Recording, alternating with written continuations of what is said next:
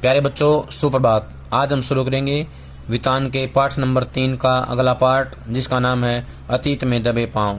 मोहनजोदड़ो के सभी खंडहरों को खुदाई कराने वाले पुरातत्ववेताओं का संक्षिप्त नाम दे दिया गया है। पुरातत्ववेता होता है इतिहासकार। जैसे D.K. हल्का दीक्षित काशीनाथ की खुदाई में जो मिला था उसको बोलते हैं D.K. हल्का।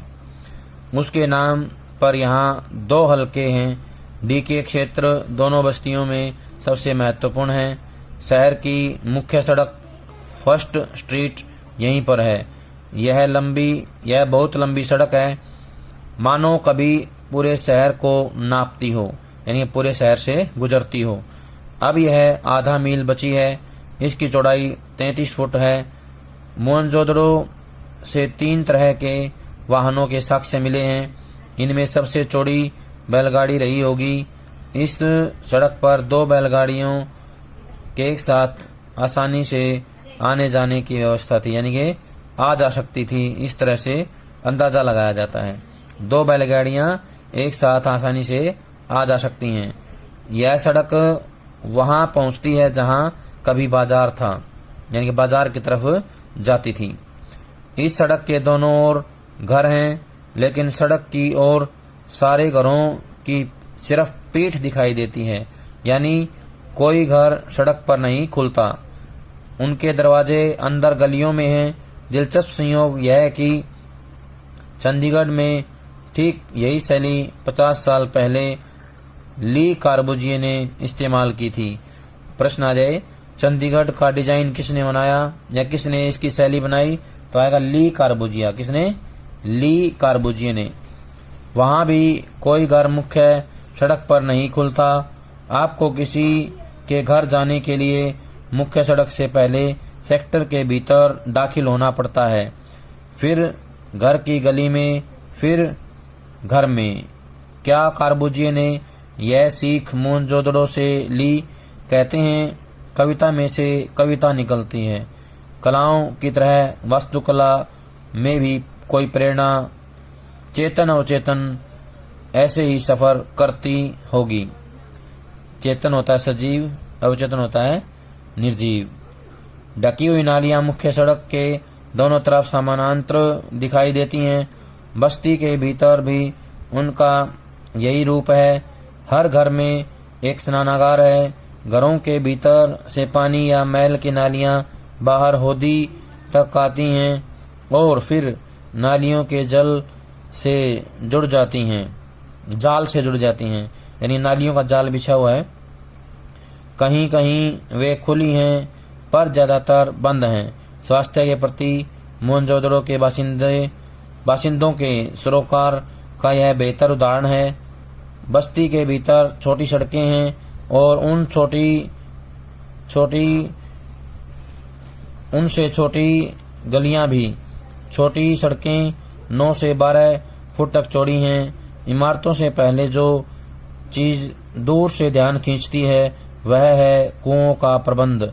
ये कुएं भी पक्की हुई एक ही आकार की ईंटों से बने हैं। इतिहासकार कहते हैं सिंधु घाटी सभ्यता संसार में पहली ज्ञात संस्कृति है जो कुएं खोदकर भूजल तक पहुंची। उनके मुताबिक केवल मोहनजोदड़ो में 700 के करीब कुएं थे। नदी, कुएं, कुंड, स्नानागार और बेजोड़ पानी निकासी। क्या यह सिंधु घाटी सभ्यता को हम जल संस्कृति कह सकते हैं? तो प्रश्न आएगा हाँ। इसका उत्तर हाँ आएगा। कई बार ये बड़ा प्रश्न आ जाता है, क्या हम सिंधु घाटी सभ्यता को जल संस्कृति कह सकते हैं? तो ऊपर दी गई बातें भी इसमें लिखनी है। ये मोहनजोदड़ो का एक कुआं है जो बाहर आ गया है, धरती से ऊपर दिखाई दे रहा है, मीनार की तरह लग रहा है। बड़ी बस्ती में पुरातत्व शास्त्री काशीनाथ दीक्षित के नाम पर एक हल्का D.K.G. कहलाता है। इसके घरों की दीवारें ऊंची और मोटी हैं। मोटी दीवार का अर्थ यह लगाया जा सकता है कि उस पर दूसरी मंजिल भी रही होगी। कुछ दीवारों में छेद हैं जो संकेत देते हैं कि दूसरी मंजिल उठाने के लिए शायद यह सैतीरों की जगह हो। सभी घर ईंटों के हैं, एक ही आकार की ईंटें 1:2, 2:4 के अनुपात की हैं। सभी भट्टी में पकी हुई हैं। हड़प्पा से हटकर जहां पक्की और कच्ची ईंटों का मिला जुला निर्माण उजागर हुआ है, मोहनजोदड़ो में पत्थर का प्रयोग मामूली हुआ है। कहीं कहीं नालियां ही अनगढ़ पत्थरों से ढकी दिखाई देती हैं, यानी नालियों को ढका हुआ है लेकिन वो पत्थर क्या हैं, बेडोल हैं, अनगढ़ हैं। इन घरों में दिलचस्प बात यह है कि सामने की दीवार में केवल प्रवेश द्वार बना है, कोई खिड़की नहीं है। खिड़कियां शायद ऊपर की दीवार में रहती हों, यानी दूसरी मंजिल पर। बड़े घरों के भीतर आंगन के चारों तरफ बने कमरों में खिड़कियां जरूर हैं। बड़े आंगन वाले घरों के बारे में समझा जाता है कि वहां कुछ उद्यम होता होगा, यानी कुछ काम किया जाता होगा, कुम्हारी का काम या कोई धातु क्रम। हालांकि सभी घर खंडहर हैं और दिखाई देने वाली चीजों से हम सिर्फ अंदाजा लगा सकते हैं। घर छोटे भी हैं और बड़े भी, लेकिन सब एक कतार में हैं। ज्यादातर घरों का आकार तकरीबन 30x30 फुट का होगा।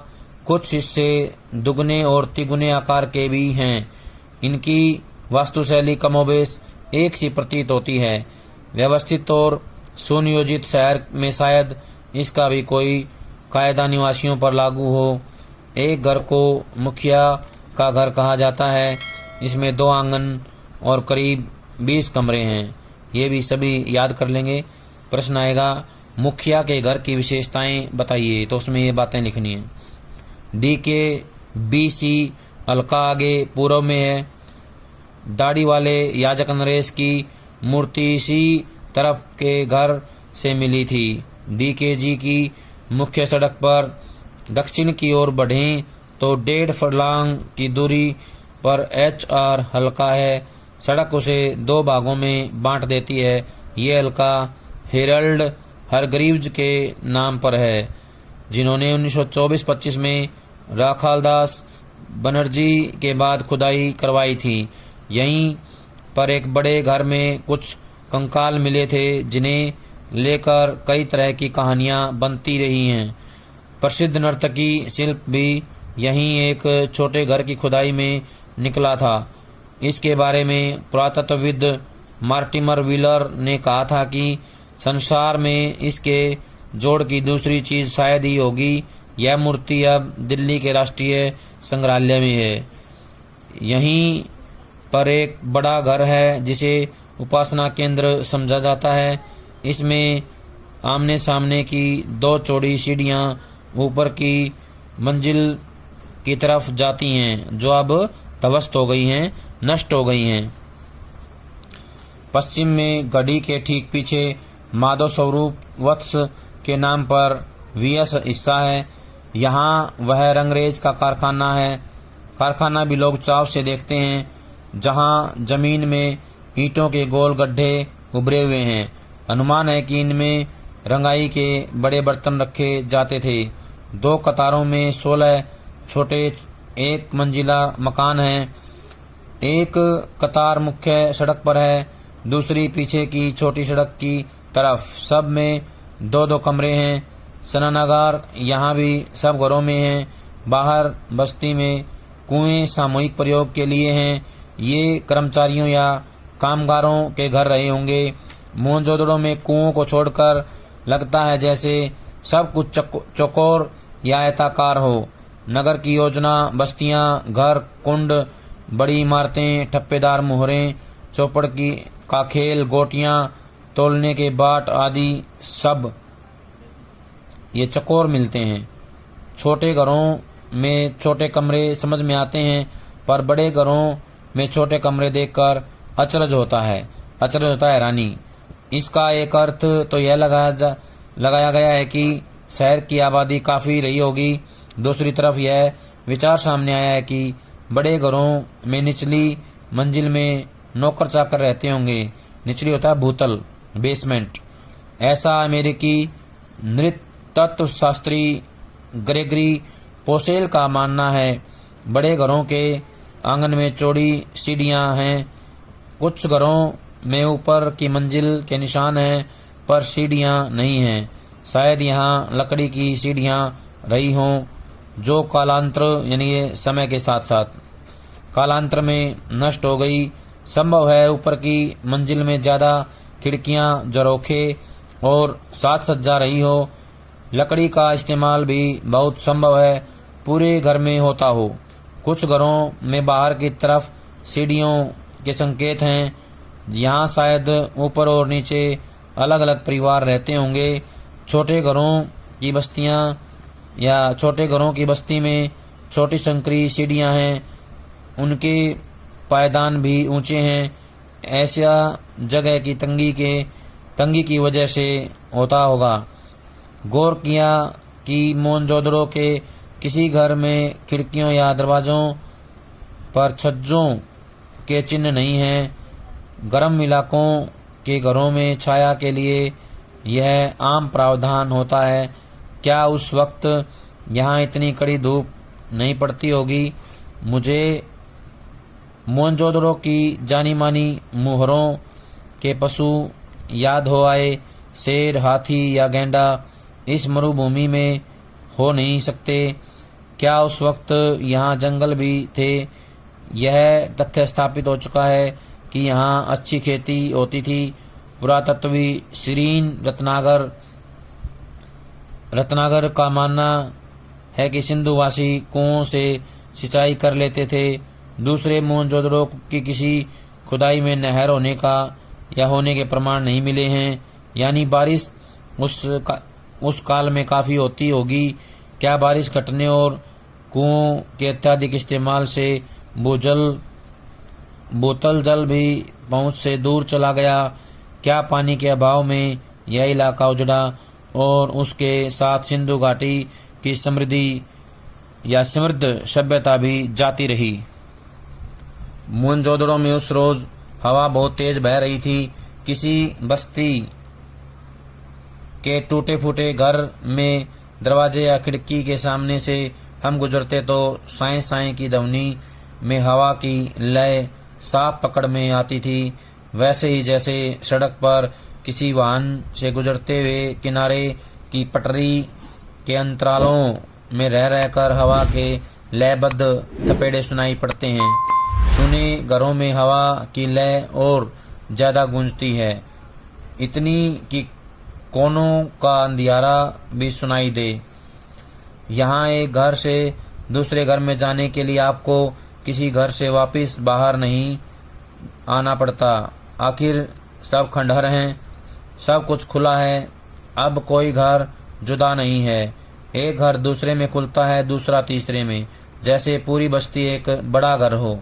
लेकिन घर एक नक्शा ही नहीं होता, हर घर का एक संस्कारमय आकार होता है, भले ही वह 5000 साल पुराना घर क्यों न हो।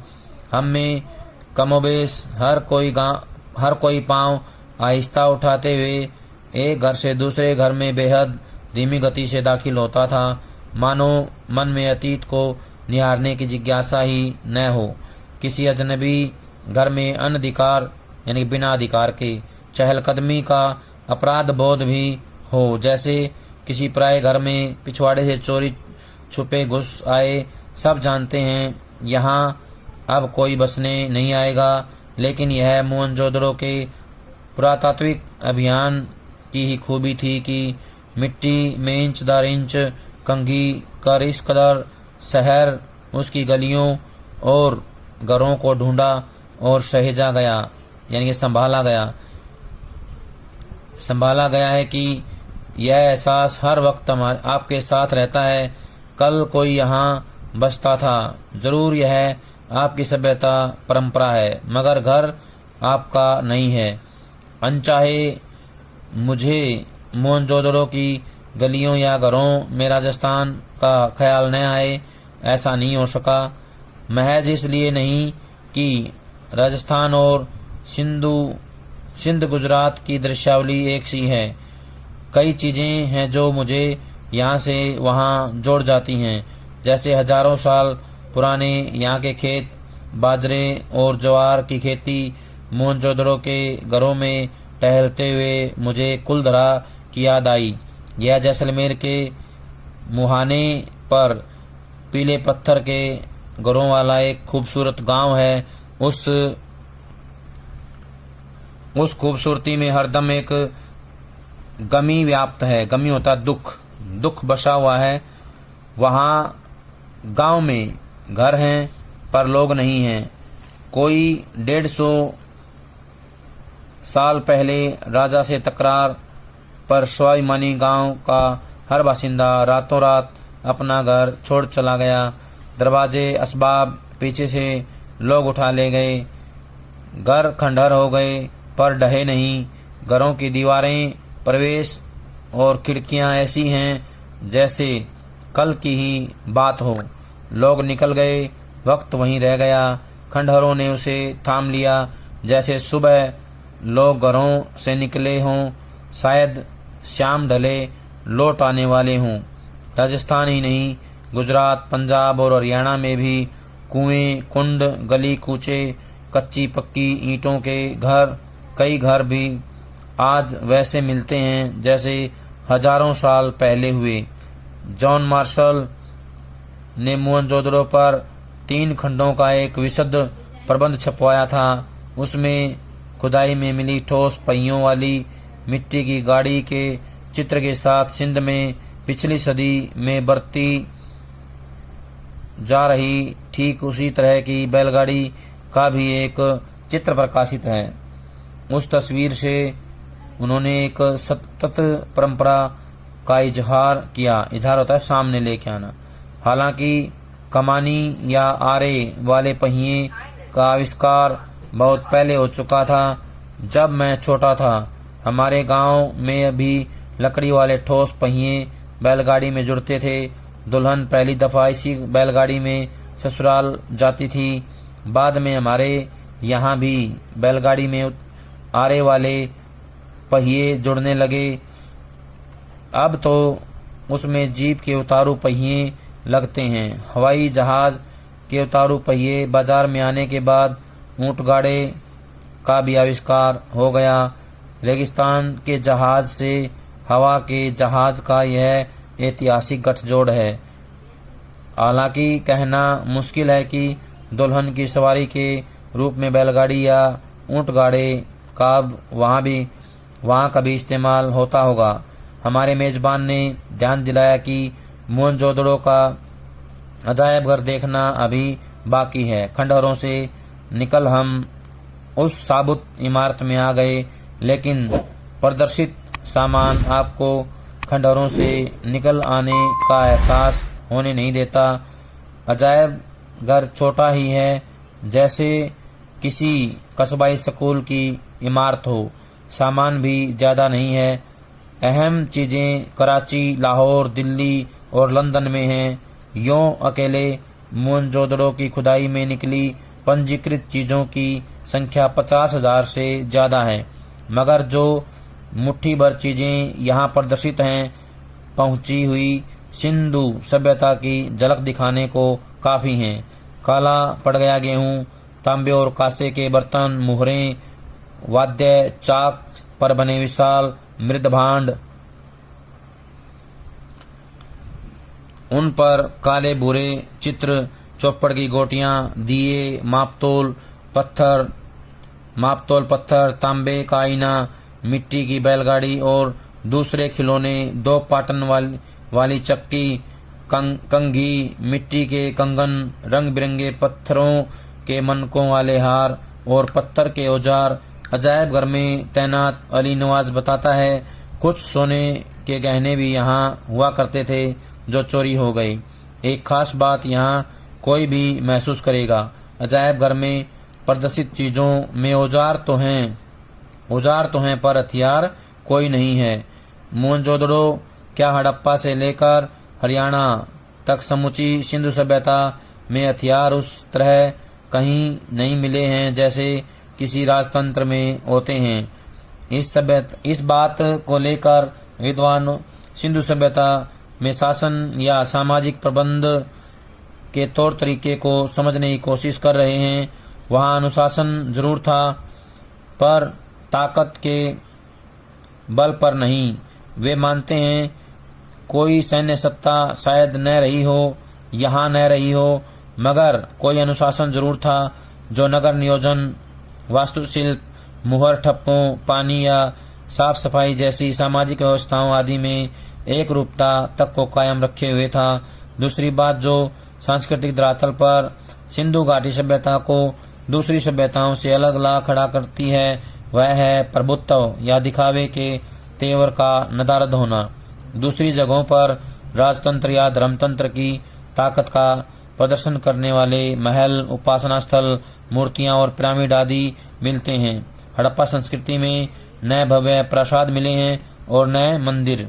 तो यहाँ पे एक प्रश्न आएगा अभ्यास का, उसका उत्तर यहीं से है। प्रश्न आएगा, सिंधु सभ्यता स्वयं शासित सभ्यता थी, उसमें किसी राजा या शासक का हाथ नहीं था, इसे स्वयं अनुशासित सभ्यता कह सकते हैं, कैसे? उस प्रश्न का उत्तर यहीं से है। तो इस पैरे को अच्छे से सुनेंगे, समझेंगे और यहाँ से उसका उत्तर याद करेंगे। नए राजाओं महंतों की समाधियां, यहाँ के मूर्ति शिल्प छोटे हैं और औजार भी। मोहनजोदड़ो के नरेश के सिर पर जो मुकुट है, शायद उससे छोटे सिर पेंच की कल्पना भी नहीं की जा सकती। और तो और उन लोगों की नावें बनावट में मिस्र की नावों जैसी होते हुए भी आकार में छोटी रही। आज के मुहावरे में कह सकते हैं कि वह लो प्रोफाइल सभ्यता थी, लघुता में भी महता अनुभव सिद्ध कराने वाली संस्कृति। ये जो लो प्रोफाइल है, इसका मतलब होता है लघुता में भी महता अनुभव कराने वाली सभ्यता या संस्कृति। मोहनजोदड़ो सिंधु सभ्यता का सबसे बड़ा शहर ही नहीं था, उसे साधनों और व्यवस्थाओं को देखते हुए सबसे समृद्ध भी माना गया है। फिर भी इसकी संपन्नता की बात कम हुई है, तो शायद इसलिए कि उसमें भव्यता का आडंबर नहीं है। दूसरी वजह भी है कि मोहनजोदड़ो और हड़प्पा पिछली सदी में ही उद्घाटित हो सके। उनकी अनबुझ लिपि अभी भी सारे रहस्य अपने में छिपाए हुए हैं। सिंधु घाटी के लोगों में कला या सुरुचि का महत्व ज्यादा था। वास्तुकला या नगर नियोजन ही नहीं, धातु और पत्थर की मूर्तियां, मृद भांड, उन पर चित्रित मनुष्य, वनस्पति और पशु पक्षियों की छवियां, सुनिर्मित मोहरें, उन पर बारीकी से उत्कीर्ण आकृतियां, खिलौने, केश विन्यास, आभूषणों और सबसे ऊपर सुगढ़ अक्षरों का लिपि रूप सिंधु सभ्यता को तकनीक सिद्ध से ज्यादा कला सिद्ध जाहिर करता है। एक पुरातत्ववेत्ता के मुताबिक सिंधु सभ्यता की खूबी उसका सौंदर्य बोध है, जो राजपोषित या धर्मपोषित था। शायद इसलिए आकार की भव्यता की जगह उसमें कला की भव्यता दिखाई देती है। यह भी एक अभ्यास का बहुत ही इम्पोर्टेंट प्रश्न है। प्रश्न आएगा, सिंधु सभ्यता राजपोषित या समाज पोषित थी, इसे सिद्ध कीजिए। तो इनको ध्यान से पढ़ना है। अजायब घर में रखी चीजों में कुछ सुइयां भी हैं। जो खुदाई में तांबे और कांसे की तो बहुत सारी सुइयां मिली थी। काशीनाथ दीक्षित को सोने की 3 सुइयां मिली, जिनमें एक 2 इंच लंबी थी। समझा गया कि यह बारीक कसीदाकारी होता है, चित्र अंकित करने की कला या कपड़ों पर फूल आदि बनाने की कला कसीदाकारी में काम आती होगी।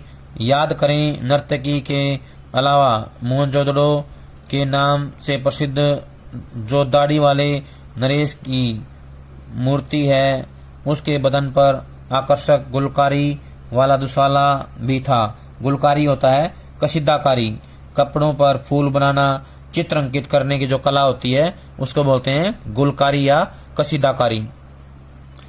आज छापे वाला कपड़ा अजरक सिंध की खास पहचान बन गया है, पर कपड़ों पर छपाई का आविष्कार बहुत बाद का है। खुदाई में सुइयों के अलावा हाथी दांत और तांबे के सुए भी मिले हैं। जानकार मानते हैं कि इनसे शायद दरियां बुनी जाती थी।